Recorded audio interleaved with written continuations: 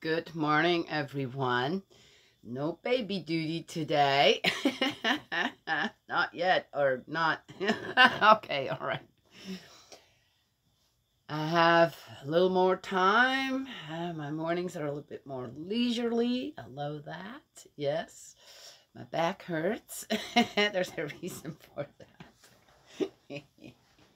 Got to do my exercise. You know what? I think I've said that before. If you have back problems, it works for me every time. It doesn't matter if it's my neck, part of my back, and all of my back. If I do these, you stand. If you can stand, you can also do it sitting down. And you bend your knees just a little, so it will be real loose. Get everything real loose, your neck and everything. And then you do this. Yeah? Yes. I can do it even in the bed. Okay, I make sure I don't hit my hand on the wall here. And up to 30 is great. And I do it 10 times. It's enough. Yeah. 7, 8, 9, 10. And I go back at least one. Yeah, to even it, balance it out. It's amazing. This little exercise is really amazing. Anyway, so I did a lot of stuff yesterday, and I had to do a lot of bending over. And there's one thing: if I have to use a shovel and dig, that every time there's a number on my back. It hardly matters how little or how much I do of it. But some work just needs to be done. That is that. And my daughter helped me, so it was not. But again, I tried, and I'm going, I shouldn't be doing this. I'm going to be suffering, sure enough. So yesterday we went, oh my gosh, what a day. It's like, ugh, can days just get better and better? Or can you have better days and not so better day, good days, then better days, and then the best days? And okay, just saying.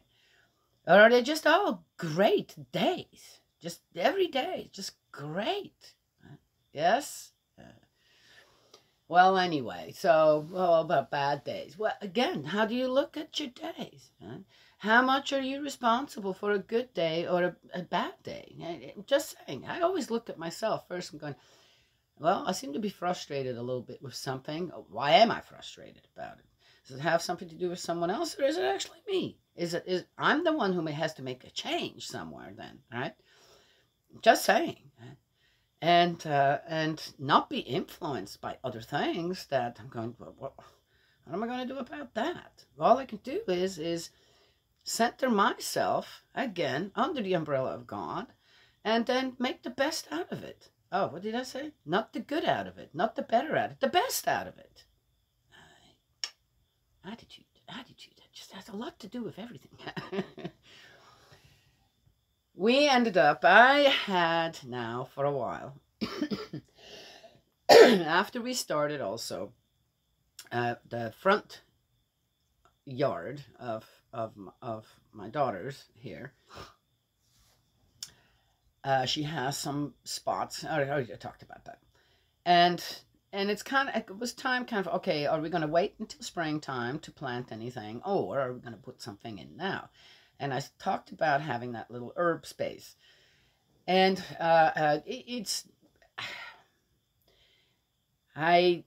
against my better judgment, we went a few months ago to a plant store, and we got some things. And I thought I was really conservative about spending money, and I was surprised again how much it actually cost.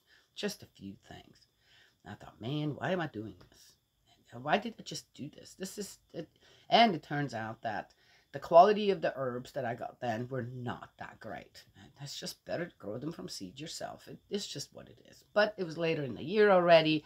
My daughter really wanted to have certain herbs, and there was no spot ready then, so we put them in pots, and I don't know, they were all right, but nothing like what I grow myself. So this time I said, I'm going to try and see. I said, look, it is fall time right now. There are certain things we can transplant. We already have. She has at her other house that I also planted there a number of years back. and the herbs did amazing there. So, of course, every year I was up there now, and I could weed, I could really take care of them, and it was amazing how well the herbs had done. So I told her, I said, let's go there, find out. And she's renting, she still owns the house. And I said, let's go and find out from your renters if they're using the herbs, if they're doing anything, then we'll leave it alone. And then I'll just grow more from seed. But if not, then let's go and get some of these herbs, because the plots had gotten so big last year, anyway, when I saw it, that easily you could just dig out part of it. So she made sure and just, no, we're not using any. So we went, and it was a jungle. And you could tell nobody did anything there. And here comes my oldest granddaughter. Are you ready to go out there yet? Oh my gosh, it's just about time. You've got 5 minutes. I got 5 minutes. 5 minutes? I go out in 3 minutes. So. Okay. How's everything this morning? Okay. It's a school day. How late did you go to bed? I went to bed at 9:30. Did you? Okay, so listen, when you get home today and you're up for it, let's play that game again. I'm kind of excited. I want to play more. Oh, you like that game? Yes, I want to play more. Yeah, you think it's fun? Yes. That's what I thought. But yeah, but last night I was tired. That was a bit of a We played 3 games attack last on night. me. Yeah, 3 games. Yeah. Yeah. And you won 2 of them. Plus, I won there are a one. bunch of different new levels. There are. Well, then let's play them all. We should just start in the beginning. I like to start in the beginning of stuff like this, and then go through all of it. Okay. At a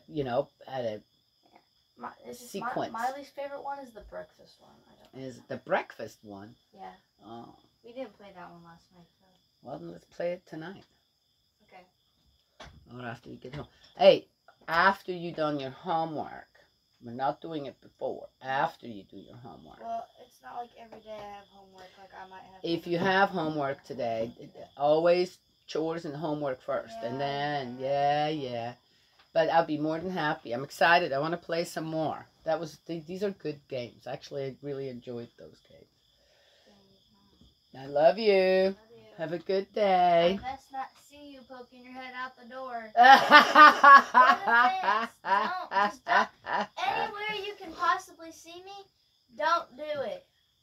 Okay? You're all alone out there. What's the big deal? No, I'm not. You think people are peeking through the windows and going, I They wonder might what they're going to be, do and this you're morning. embarrassing me. The granddaughter is They're annoying like, the grandmother, and the grandmother is annoying the granddaughter. I'm your annoying grandma. It's freaking 7 o'clock in the morning. All right. Hello. I'll leave you alone today. Make sure that you pay attention when you have to stand in the road there. You got to pay attention, not just look at your Yes, phone. I am. Yeah. I you. love you. Angel's with ya for good studying and learning. Yeah, she's so much fun. Okay, so it was all overgrown. They hadn't done anything. It's a little bit sad to see, but I'm sure that at one point during the summer it all was blooming, this and that, right? So we didn't get to see down. And I got him going, oh my gosh, I don't think there's even anything in there anymore.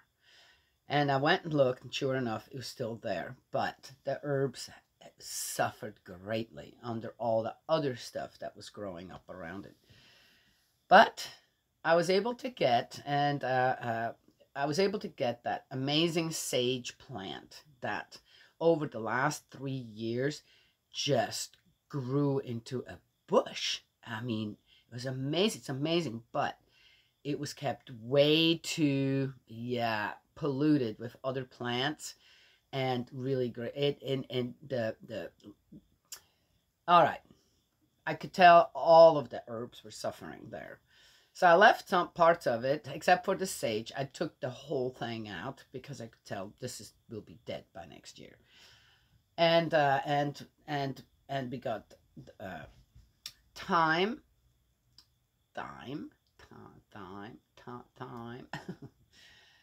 and not rosemary, oregano. And I got parts of those out and left some of those. And we came back here and put them in immediately. And I have some good, my own soil that I create up at the farm. And I had plenty of that. And so we used some of that. And I'm hoping, and this is a good time to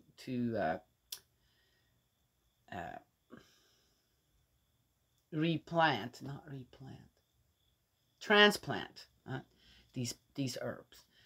And then we also got some cuttings from the butterfly bush that has grown. But there too, I kept it cut back, so it would keep a nice shape. And now it's all over the place, taking over half of part of the plot there.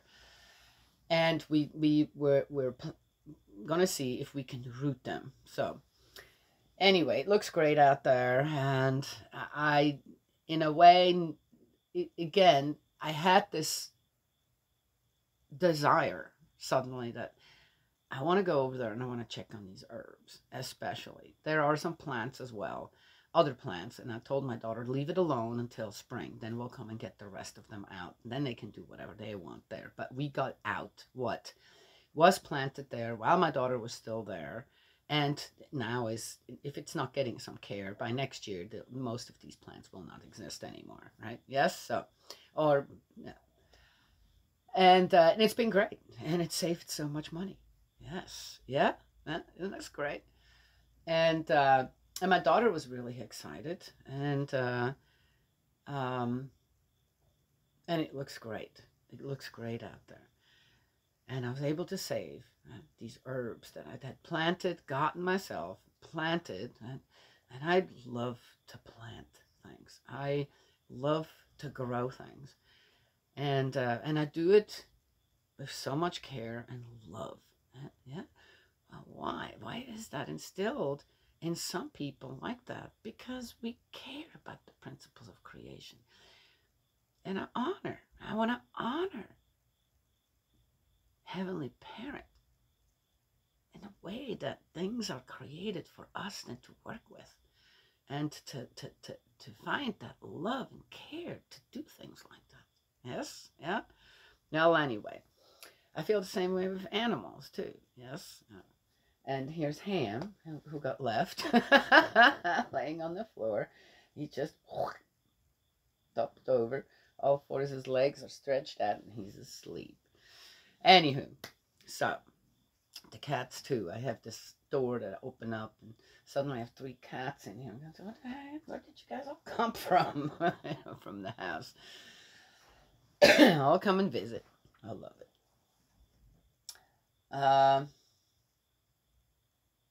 Then we went to the Peddler's Mall. I don't like going to that. You have to drag me to a store. I do not enjoy going food shopping. I do it if I need to and make sure I get the right stuff. But I don't enjoy it. I just don't. Most stores that I walk into, except for the farmer's market, I start to immediately feel unwell. Every time, the same thing. Yet yesterday, we walked into that Peddler's Mall. And my daughter says, well, Mom, the Peddler's Mall is kind of the flea market for the higher uppers. I'm going, what does that mean? Yeah, things are a bit expensive. So, well, then that's not the place for me anyway. I'll look for bargains. So, but let's go and check it out. We went in, and I immediately felt well. Yeah, let's go and have a look around. I loved it. Loved it. The first thing that we walked onto.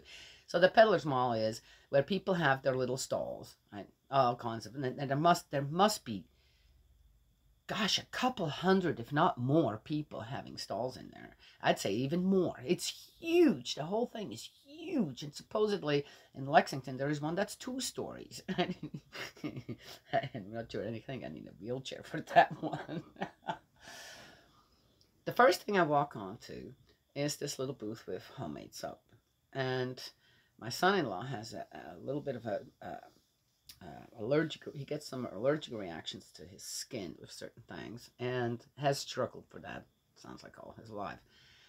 It's not bad, but yeah. And the other day I said, "Why do you have all these little dots? What's going on here?" And he says, "Yeah, I'm not sure what I got into or what I ate, but something's irritating my skin."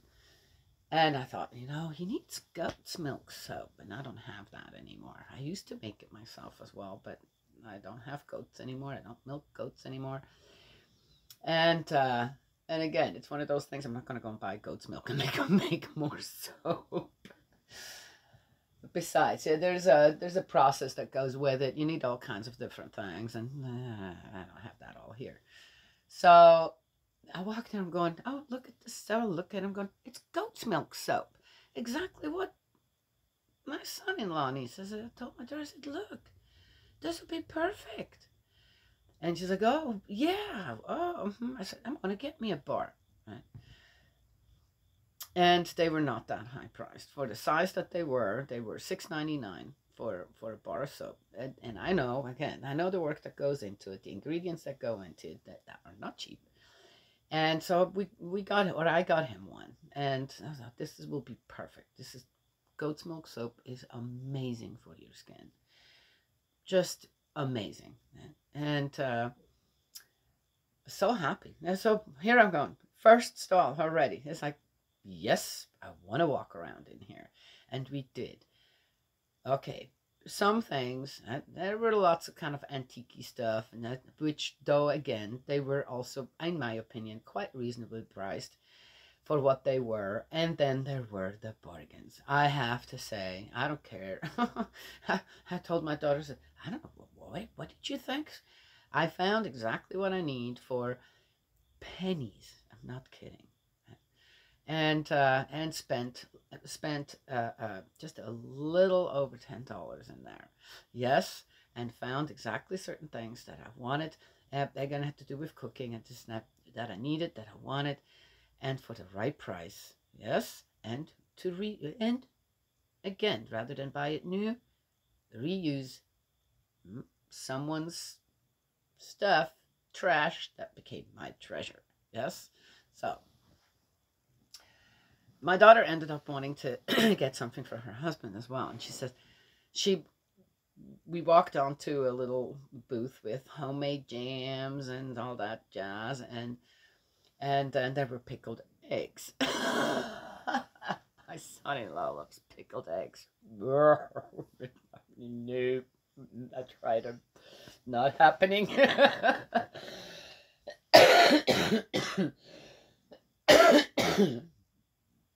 And she says, Mom, there were 3 different kinds, jalapeno, and I think just regular and vinegar, and then the beet pickled eggs. I said, Mama, do you know which ones he actually likes? I said, you know what? From having talked to him, not about pickled eggs or anything, but others, I bet you he likes the beet ones. She says, yeah, I think so too. Then she goes, yeah, he'll eat 2 of those, and then the rest of it will be just in the fridge for forever. And I said, well, then don't get those. She said, but I want to get him something too. I said, well, he just ran out of blackberry jam. He loves blackberry jam on his toast, if he has some, but he also loves it on pork.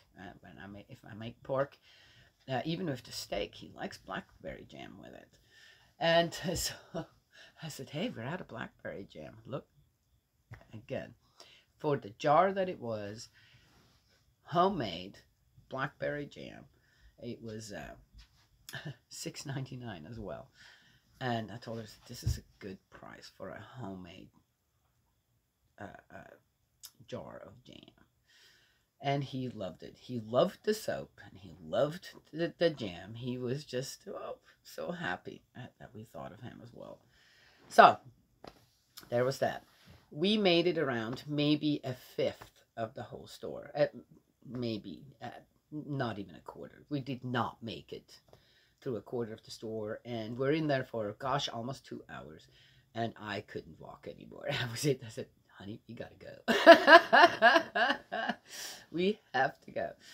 And the little one just started to get a little fussy, so we said, okay, this is enough. I said, let's come again. We don't have to see the whole store in one day.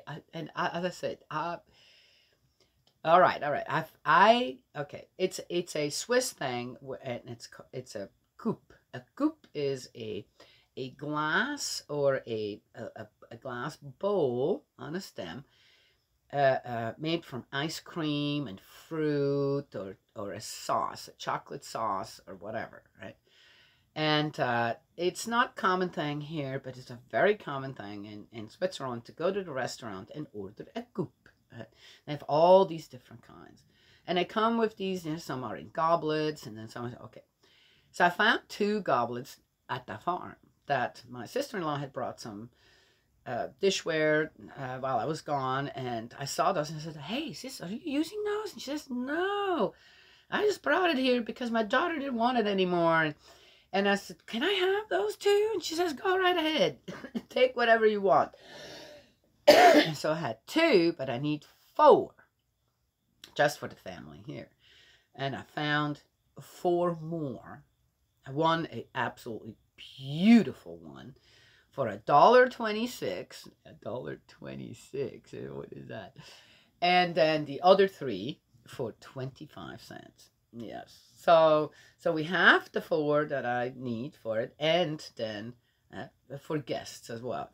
They're all a little bit different. I love that as well. I love the diversity. And there's another thing that we found I've been looking for, and the one of the first stalls I went in, there was, I have a mixed, what's it called, a mixpresso machine here, and that was given to us. And I found also given to me boxes and boxes and boxes of the little pots to put in.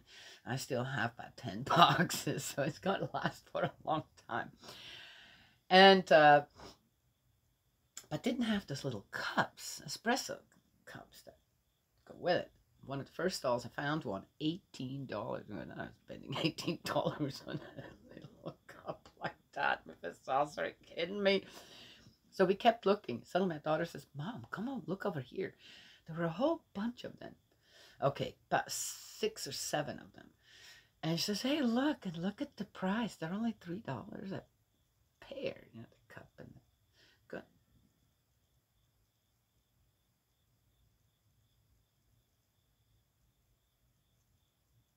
I don't know, I just heard something out there. And I said, oh, they are so cute. She says, Mom, I'm going to get you those. And I said, well, let's get 2 then. One for myself and one for you. So, or one for myself and one for a guest, right? When they come to my little house here and we have an espresso. Anyway, and then to choose. So there was one set from Fürstentum Liechtenstein. Yes, you guys know about that? Okay, all right. So it was very cute little set. And I thought, well, if it isn't meant to be in a way, right? Yes. So we got those, and yes, my daughter got a few things. We found a cute book for the little one as well. And I looked first. I opened the book and to a page, and I showed it to her, and she just went nuts over it. And I'm going, yep. My daughter says, yep. It was also very cheap. So had a great time. Had a wonderful time. Yes. And then we went on home. Just a great day. We were out a lot. Yes. And I enjoyed it. Yes. Okay. Gosh, talk 23 minutes already. You know what? I tell you what. Yes. I believe the Bible goes with life experience. Yes. And I feel like that's the only reason why I can say what I say. I attach my own life experience to it. It isn't, to me, this book is not supposed to be just theory or just stories. And again, we're doing, what are we doing? We're trying to glean God's word in it all. What are you doing? Yeah. Anyway, so let's keep going. For those that are new to my channel or watching these for the first times, I do have a cough, and there you go. When I was 17, I had a frontal lobe infection right in here. And it was really bad. They actually were surprised I was still walking around, but I was. I wasn't feeling well, but I was still walking around, but I had these coughing fits I just couldn't get over. Or I couldn't get rid of the cough. I went finally to the doctor and I said, I'm not sure what's going on. I said, I did have a cold many months back and I just can't get rid of this cough and it gets really bad. So he checked and he says, oh my gosh, how are you still walking around? You have a serious infection right in front of your brain here. And so I'm going, and he said, and, asked me the question, so how's your, do you drain in the morning and, have a hard time laying down and then you cough? And he's yeah, So he says, you have to be very careful. So I was prescribed an antibiotic and it did get better, but it never really went away. And all these years, it didn't matter what I did. And he said that I'd be very susceptible to sinus infections right through here and up through here. And to be very careful and to immediately get antibiotics. Well, I started to not tolerate antibiotics and couldn't go to work. If I could have just stayed home, but I had to go to work. So I found that a natural antibiotic is the avocado seed. And if you let that avocado sit, after you wash it well for a couple of days, it softens up and it can be cut up in little pieces and then dry. Yes. Yeah. Well, actually, I have some. Let me show you. We'll keep on right talking. Why do I need to read the Bible? Let's just stop here.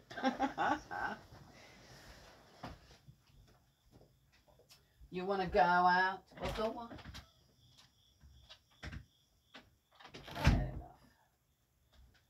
Oh. I have a plate right here. Let me get back on the bait here. See that? I take a little plate like this. And I cut up the avocado like that. You see that? Little pieces like this. And this is already dry now. It only takes a few days. Then I store it in a jar. And they do get a little bit of mold on them sometimes. But what's antibiotics? Yes. Which is fine. Sometimes they do, sometimes they don't. Doesn't really matter. It still can be used. And I make me a tea with roots. With herbs, you don't boil herbs for tea, right? Yes, you make the water hot and let it sit for a little bit. Then you put the herbs in, let them steep. Then you drink the tea. But with roots and seeds like this, you put them in the water and you heat up the water and then you let it simmer for about 20 minutes, right? Just to get the properties out. Then you can sweeten it as you want to, right? Or you don't have to at all. And then I'll drink. I take for 1 cup. I take a good handful, about like this, right? And then I drink 1 to 2 cups a day for about 3 days, 3 or 4 days. Works like an antibiotic. No kidding you. Done it many times. Done it with my animals. Done it with my children. Done it with my children. Done it with my animals. And it happens to be one of the antibiotics for cats, for example, that they tolerate. I just mix it in a little bit with their milk, and they'll drink it. For some reason, they know, and they'll drink it. So, worked there too.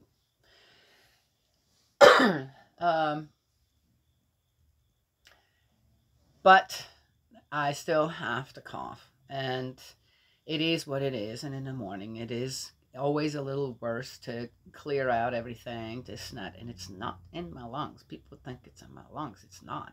It's actually in my bronchioles. It's my bronchioles that get irritated from all the stuff that I can feel draining down every morning. But it's working. And then every so often too, I have some really weird stuff coming out of my nose. All right, I don't want to gross you out. But I've lived with it now for so long, for so many years.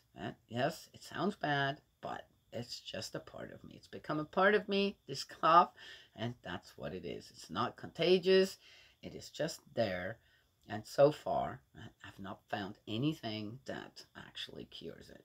So, but it's okay. Part of me, that is that. Just want to explain that real quick. All right, for the new few new watchers. So, we are in the Super Chapter 2, the dialogue. First in the book of Job. First cycle of discourses. Job curses the day of his birth. 3. In the end, it was Job who broke the silence and cursed the day of his birth. This is what he said. Perish the day on which I was born, and the night that told of a boy conceived.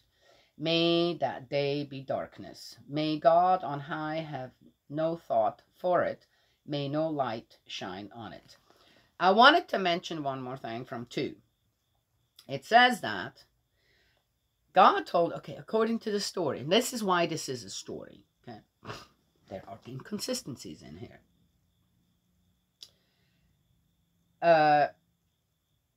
Or the words are being used wrong. God says, okay, go on. You can physically afflict him, just don't take his life. Don't kill him, right? Yet it says that he was struck from head to toe with what exactly? Malignant tumors. What's a malignant tumor? It's going to kill you. Just saying.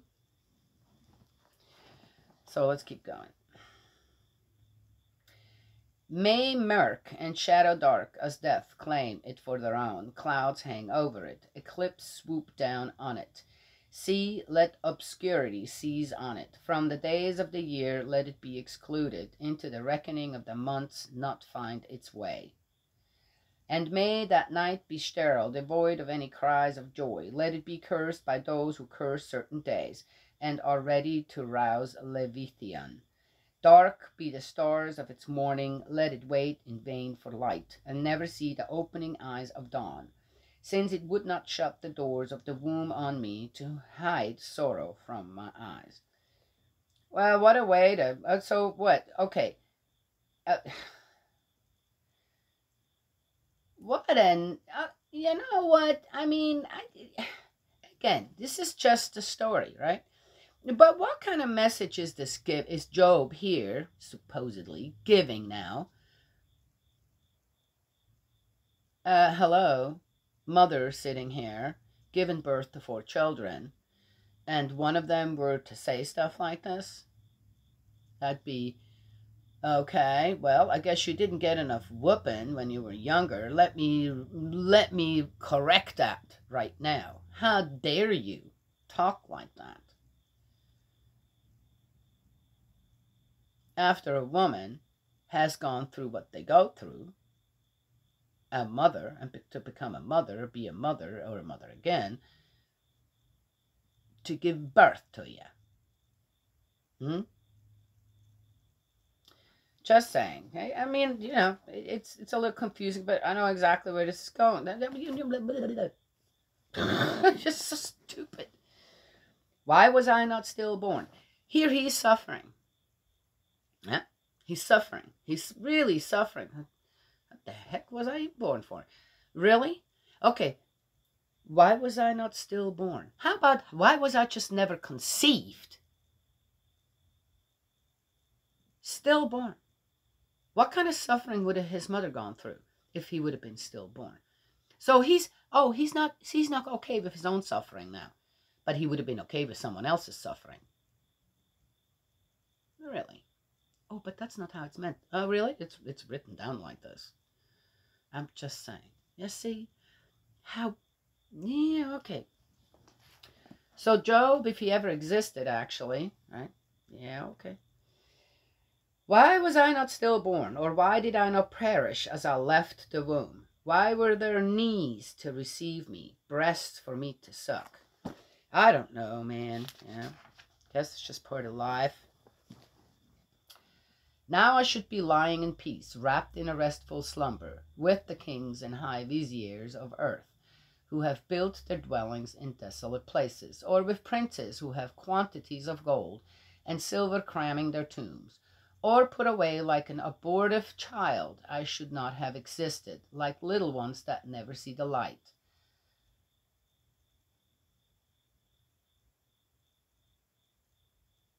Oh my God, it just makes me cry. Not for the reasons you guys think. Down there the wicked bustle no more, there the weary rest, prisoners all left in peace, hear no more the shouts of the oppressor. High and low are there together, and the slave is free of his master. Why give light to a man of grief? Why give life to those bitter of heart? Why long for a death that never comes, and hunt for it more than for buried treasure? They would be glad to see the grave mound, and shout with joy if they reached the tomb. See, he should have had goats. I bet you he had goats. Why didn't he make some goat's milk soap? Probably didn't taking care of his problem. Why give light to no one who does not see his way, whom God shuts in all alone? So we have just a little tiny bit to go. I'd like to ask, so it says, now I should be lying in peace, wrapped in restful slumber, with the kings and high viziers of earth, because he is the richest dude in the whole thing, who have built their dwellings in desolate places, or with princes who have quantities of gold and silver cramming their tombs, because he had all that stuff too. All right. He had all that stuff. Who else did he lose? All of his children. 7 sons and 3 daughters. And I'm assuming they had families? Did they all die too? What about the wives, the husbands of these children? And the grandchildren? Great-grandchildren? I don't know. He's not worried. He doesn't care about any of that. I wish I could be with my sons and daughters. If I have to live like this, how about I could be with my sons and daughters, laid to rest with them? Or pray for, I still have work to do here. Now I need to take care of everyone. I got to rebuild everything. I got to help them sustain themselves. And can't be sick. No.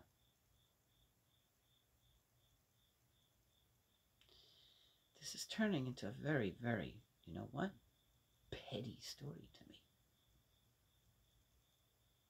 Very petty. My only food is sighs, and my groans pour out like water. Whatever I fear comes true. Whatever I dread befalls me. For me there is no calm, no peace. My torments banish rest.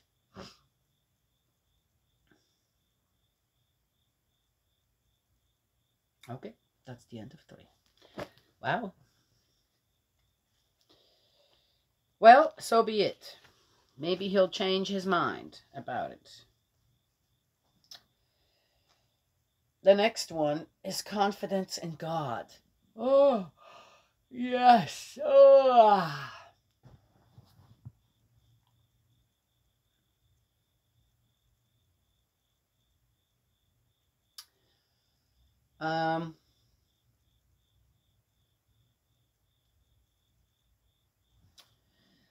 I could say a whole lot more about it, and on my own suffering or sorrow, and the suffering of others, their sorrow, their pain.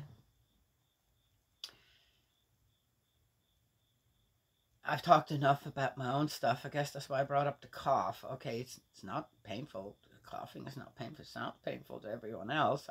I cough.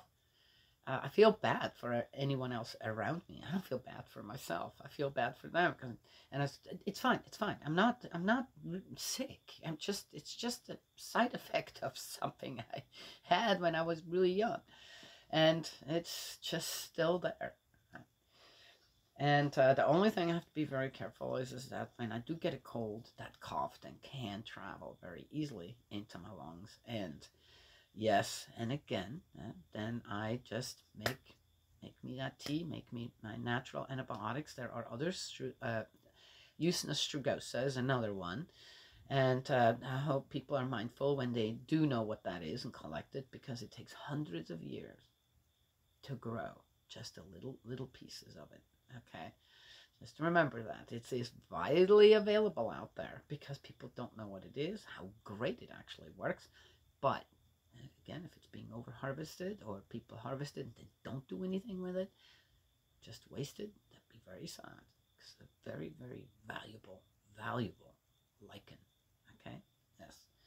All right, which I picked very little because you need very little of it, and then you make a tincture out of it. That makes it the strongest. You can make tea, but then you need a little more. A tincture takes a little longer to make, but it's very strong. It's very strong, and then you need very little to use as an antibiotic. Yes. Okay. So yeah, avocado seeds. Yeah, there's lots of avocado seeds. Well, nobody uses them either. I don't know what if people were to start using them. What I found is that when I use natural things like this to enhance the immunity of my system, which perilla, by the way, yes, which grows in fields on our property, and nobody knew what it was. When looking, it looked like sesame leaves, which I grew in the city with a friend of mine. And but they're smaller, so I went and checked it out. Sure enough, it's a relative of the sesame leaf. It's just much smaller, very aromatic, and it's an amazing plant for your immune system. Boost your immune system. Amazing plant. Yes, can be the leaves can be eaten with. I lay them in soy sauce and a little garlic, a little sesame seeds, roasted and. A little pepper, yes, and then or you can just use soy sauce, or you can just, because that preserves them for a little bit longer, eat them with rice and meat and this and that's very, very delicious. Then I with the seeds, just the seeds, which you need a lot of perilla plants to have enough seeds to make a tincture, which I also always do, which then that's the way stronger again, yes, and and then the tea. Dry the perilla, make tea. Yes, works too. Amazing plant. It's considered a very invasive plant here. It's not true. I found that perilla takes up for a couple of years, in 1, 2, or 3 years maybe, takes up in one spot, and then it dies down and comes up in another spot. Yes. So it moves around a little bit, and sometimes there's a big quantity of it, and then you have a couple of years where you have still plenty, but not as much. Yes? Yes. I find it interesting when people call something invasive. Yes? Not knowing the actual great properties of it and the cycles of it. Yes? Yeah. And people destroy it. Suddenly you don't have any anymore. Or then when people figure out, oh, this is actually really valuable. Okay, what did we just read here? What did I just all tell you? Big long ahead of time, had more to say afterwards. Yeah. What kind of guidance did Job in his curse of his life give you right now?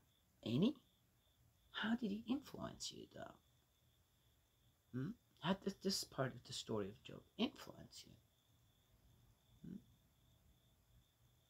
Of course, we all know that, okay, yes, I am a bit sarcastic now, we have to completely just fall down in a pit of despair, then curse whatever all around us, and I don't know what.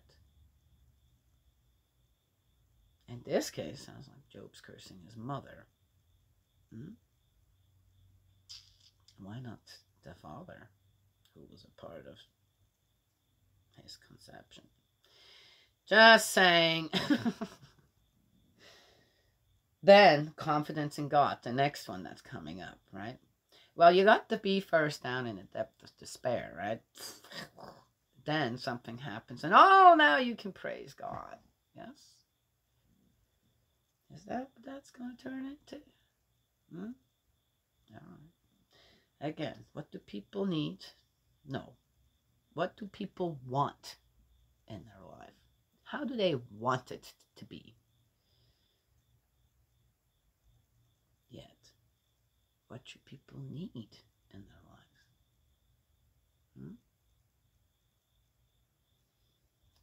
All the time.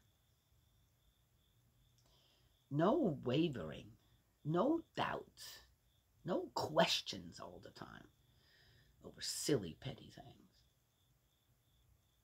Just, that's the path. And I'm not going to veer off of it, regardless. Yes? Okay. All right. Well, that's obedience to me right there. Yes?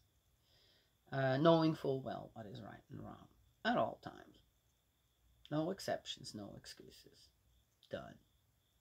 Hmm? It's not that hard, is it? I don't think it is. You just have to practice. Practice a lot.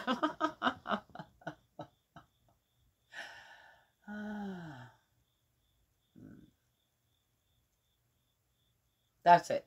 That's all I have to give today. May Heavenly Parent bless and protect you and embrace you with love. There's one more little thing I'm going to share. The closest person to me that I've known to pass on to spirit world was a very, very dear friend. And it taught me a lesson. He passed away very young, 49 years old. We were the same age. Passed away very young, 49. And it was one of those things. I've known him long enough to know that, in a way, with the loss he went through of his parents, the relationship with the siblings wasn't well. And he had his standards. He had great standards. He was an amazing young man. And he loved children. Really loved children. He was never married. Never had children himself.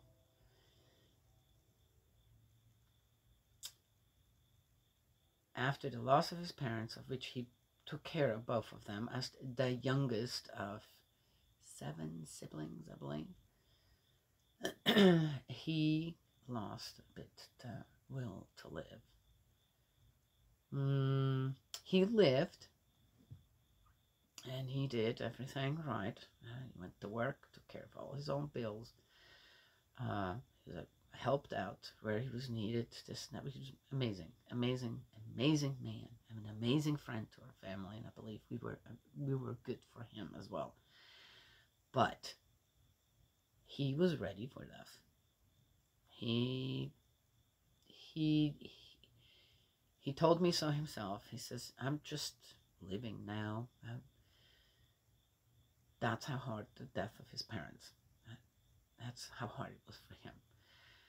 And so he passed on. He ended up having an odd, rare kidney disease. And he passed on. And I wondered, after his death, I wondered often, I wonder where he's at, this and that. And I suddenly got a visit. It was some time later. And, oh my gosh, what are you doing over there? And he says, I love it. He says, I'm working with children. He said, you are? He says, yes. And through certain other things that happened, I had an odd vision.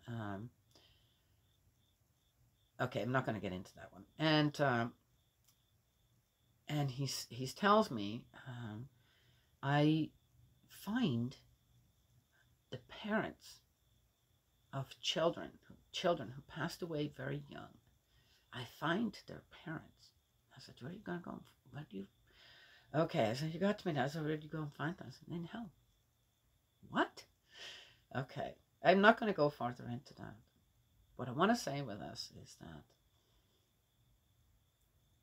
sometimes people are separated and from their loved ones on earth to transcend to spirit world because their job there is greater than here on earth and they're needed there, which doesn't mean we're not still united, we're not still friends, we're not still supporting each other, because we do, because children very much are on my mind as well. So we've been working together, yes, as brother and sister, he in spirit world and I here in the physical world. It's not something. It gave me a completely different look into, because I was very much, before that, so many years ago now, afraid of what might happen to my psyche when my mom would pass away. I was very, very afraid of that. That I would break down. That my heart would really break in two. I love my mom very, very much. I know what my mom's done for me. Yes? Okay. Just saying. And after that, I realized that I don't need to fear separation from my loved ones, even my children. I know I would be able to see it for what it is according to God's will and why they would be needed to depart before me. Yes? For example. Anyway, I thought that might help some people who are struggling with the loss of a loved one and are struggling to find meaning again. Yes? Still being here on earth. You're still working together with your loved ones, especially when you know they've been so amazing in your life. You've been amazing in their life, and you've done work together. That work continues. Just because one is gone doesn't mean that the work doesn't still continue on. Yes, yeah. Still united. Isn't that what the divine principle teaches us? Unite the physical and the spiritual. Yes, yeah. Unite mind and body. Yes. Okay. All right. That's it now. Did I already say? I'll say again. May Heavenly Parent bless and protect you, embrace you with love, and God willing, I will talk to you tomorrow.